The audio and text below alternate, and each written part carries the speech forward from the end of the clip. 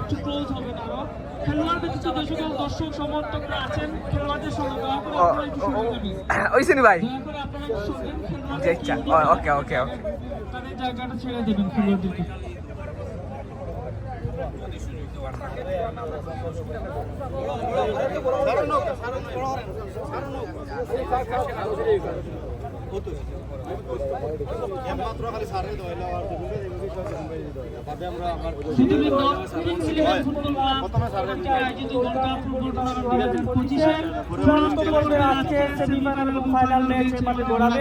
এখানে অনেক প্রবাসী এখানে আছেন, জেদ্দা ফুটবল অ্যাসোসিয়েশনের কর্মকর্তারা আছেন, যারা প্রবাসীদের এই চিত্ত বিনোদনকে সজাগ রেখেছেন, তারা এখানে আছেন। আমি সকলের নাম মেনশন করতে পারলে নিজেকে সম্মানিত বোধ করতাম।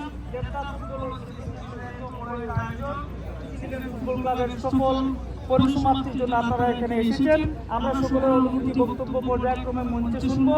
যেহেতু সময় স্বল্পতা, নির্ধারিত একটা সময়ের ভিতরে খেলা সম্পন্ন করতে হবে, সঙ্গত কারণে সকল অতিথিবৃন্দের পক্ষ থেকে আমরা অনুরোধ জানাচ্ছি প্রথমে আজকের ফাইনাল ম্যাচের উদ্বোধন এবং